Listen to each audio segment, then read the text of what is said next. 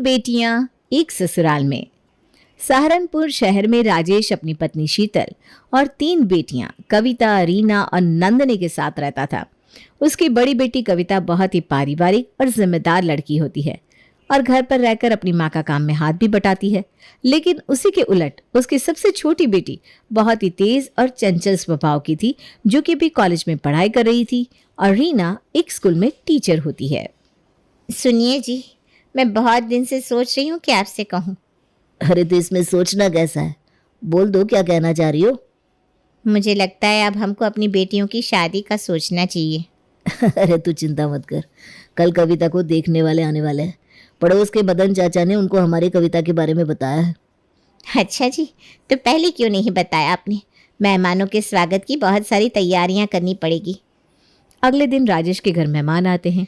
शीतल उनका बहुत अच्छे से स्वागत करती है और मेहमानों के आगे 2-3 तरह का नाश्ता और मिठाई रखती है।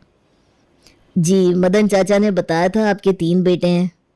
हाँ जी, 2 मेरे बेटे हैं और एक मेरे छोटे भाई का बेटा है जो अभी कॉलेज की पढ़ाई कर रहा है। अरे भाई साहब, भाई का लड़का भी सगे की तरह ही तो होता है। जी जी, बिल्कुल सही कहा आपने बहन जी। हमारी भी 3 बेटियां हैं, जिसमें सबसे बड़ी कविता है, जिसके रिश्ते के लिए आप लोग आए हैं। अरे तो जल्दी से लड़की को बुलाइए बहन जी, मैंने उसकी बहुत तारीफ सुनी है लोगों से। बेटा नंदिनी, कविता को ले आओ। कविता के आते ही सुमित्रा अपनी तीखी नजरों से उसका जायजा लेने लगी। वो कविता से पूछताछ करने के लिए एकदम तैयार बैठी थी। उसके लिए एक बहू को हर कसौटी पर परखना बहुत जरूरी था। नंदिनी ने भी सिचुएशन को समझ लिया था। तुम्हें खाना बनाना आता है ना बेटा? जी आंटी, थोड़ा बहुत आता है, मम्मी ने सिखाया है। थोड़ा बहुत से काम नहीं चलेगा, हमारे घर में हर दिन कुछ नया खाना बनता है। क्या क्या बना लेती हो? अरे आंटी जी, सारा काम बहू मायके में ही सीख लेगी तो ससुराल वाले उसको क्या सिखाएंगे? नंदिनी की बात को सुनकर सबको हंसी आ जाती है। सुमित्रा ने फिर गंभीरता से कविता की तरफ देखा।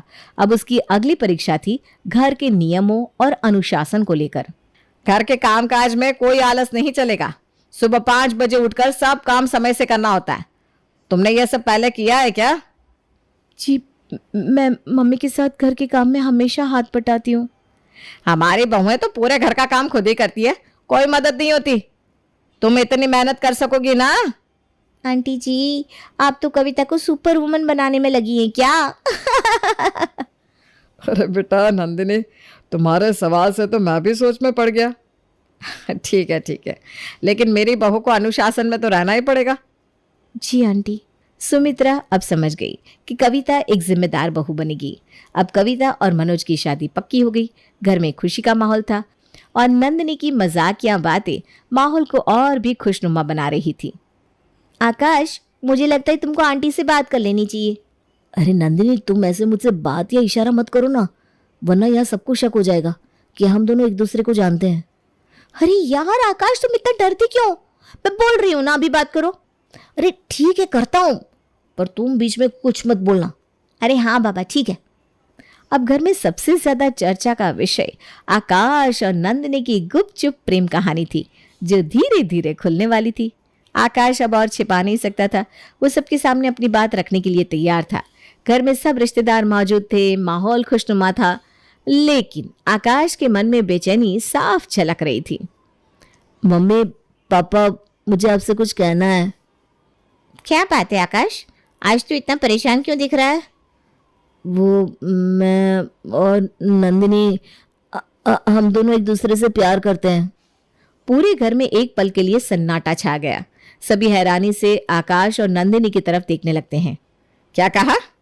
ये बात तुम दोनों ने हमें पहले क्यों नहीं बताई? ये क्या तमाशा है?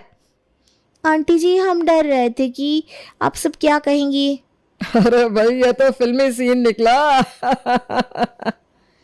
वाह, ये तो बड़ा ड्रामा हो गया, हमें कुछ भनक तक नहीं लगी। सुमित्रा ने एक तीखी नजर नंदिनी पर डाली, जैसे उसकी हरकत को तौल रही हो, लेकिन फिर उसने आकाश के चेहरे पर सच्ची भावनाएं देखी। उसके अंदर की सांस सख्त थी, पर अपने बेटे की खुशी से ज्यादा कुछ नहीं था। उसने थोड़ी देर सोचा, लेकिन आखिरकार हंसते हुए सबके सामने अपनी सहमति दे दी। ठीक है, अब चुप क्या हो? अगर प्यार किया है तो शादी भी कर लो। सच मम्मी, अब मान गई? अरे हाँ आकाश, सुमित्रा दीदी मान गई है, वरना तुम्हारी हालत पतली कर देती। अब प्यार किया है तो निभाना तो पड़ेगा ही। देखा, आंटी जी भी हमारी टीम में आ गई। अभी माहौल ड्रामेबाजी से शांत ही हुआ था कि रिश्तेदारों ने सोहन को छेड़ना शुरू कर दिया। सोहन पहले से ही अपनी कुर्सी पर बेचैन बैठा था, जैसे उसे कुछ अनहोनी का डर सता रहा हो। अरे सोहन भैया, इतने बेचैन ना हो, अब सिर्फ तुम ही बचे हो। और खुशी की बात यह है कि तुम्हारे लिए हमने लड़की पहले से देख रखी है। क्या? कौन है वो लड़की और कहाँ की है? और आप सबने मुझसे क्यों छुपाया? सोहन के इतने सवालों से उसकी हैरानी और परेशानी साफ झलक रही थी। तभी राधिका मजे लेकर बोली, अरे अरे सोहन, इतने घबरा क्यों रहे हो? लड़की तो वही है जो तुम्हारे साथ कॉलेज में पढ़ाती है। सोहन का चेहरा एकदम सफेद पड़ गया। कमरे में अचानक चुप्पी छा जाती है। सबकी नजरें सोहन की तरफ थी। मेरे साथ कॉलेज में पढ़ाती है, वो कौन है?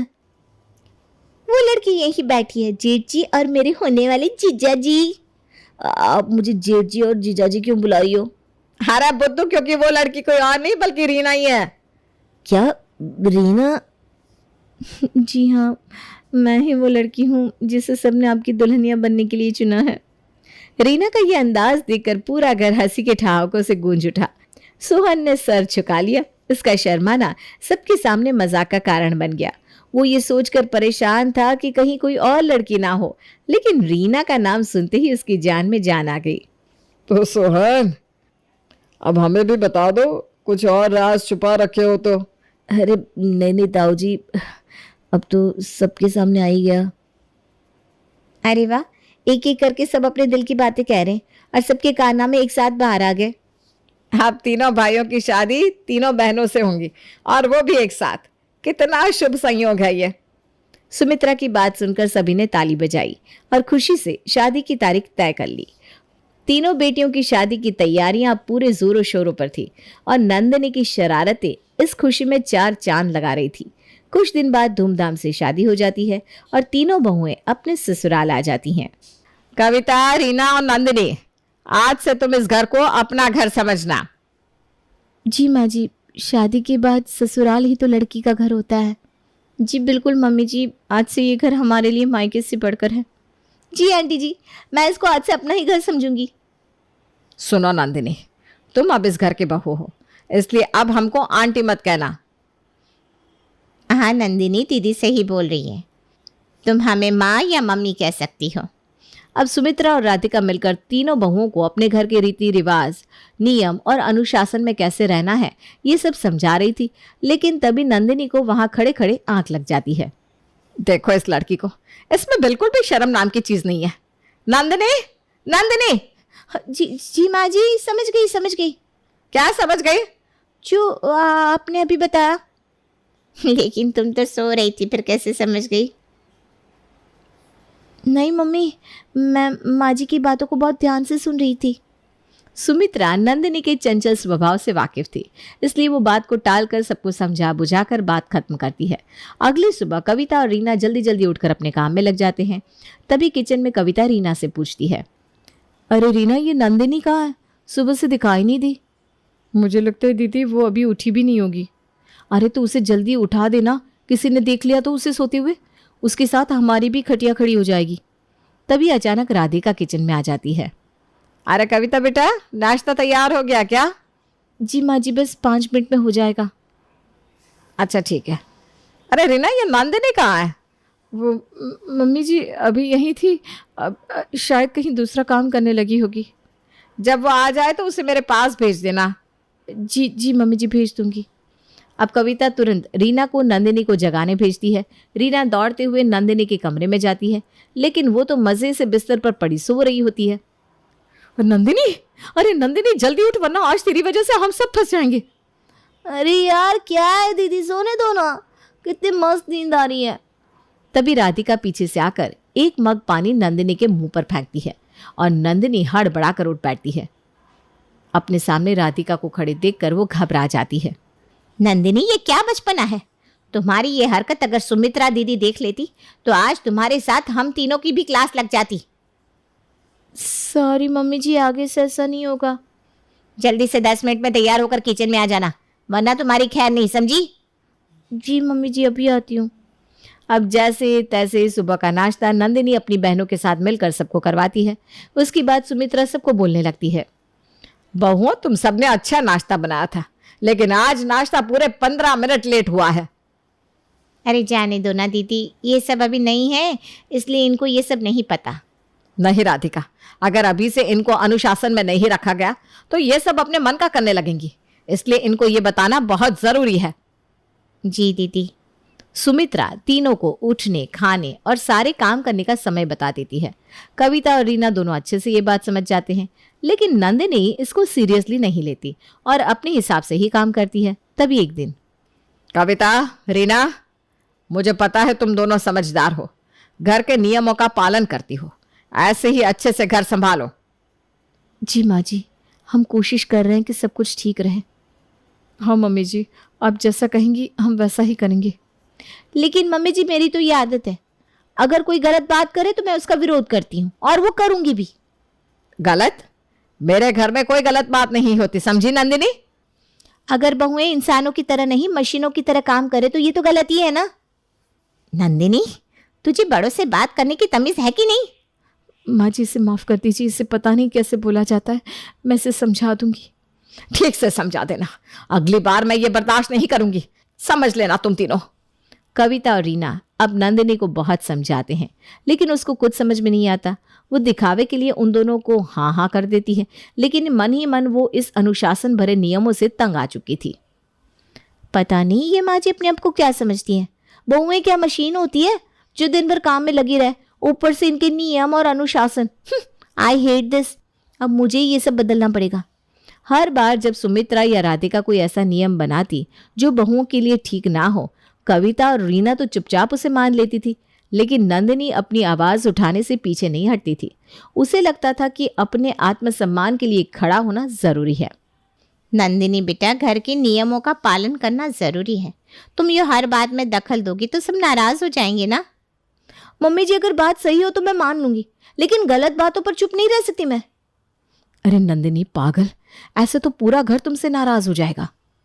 हाँ नंदिनी, हमें यहाँ शांति बनाए रखनी है, वरना हर दिन घर में किसी न किसी बात पर लड़ाई होती रहेगी।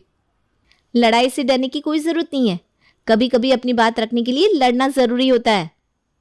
नंदिनी, इस घर में सुमित्रा दीदी के बनाए हुए अनुशासन से ही काम करना होगा, समझी?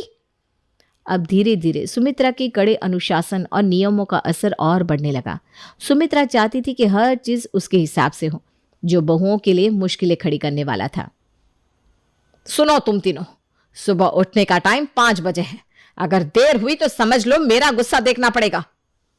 मम्मी जी, हम इंसान हैं या मशीन? इतनी जल्दी उठकर कैसे काम करेंगे? माँ जी, हम कोशिश कर रहे हैं, लेकिन हर दिन ये सख्ती मुश्किल है।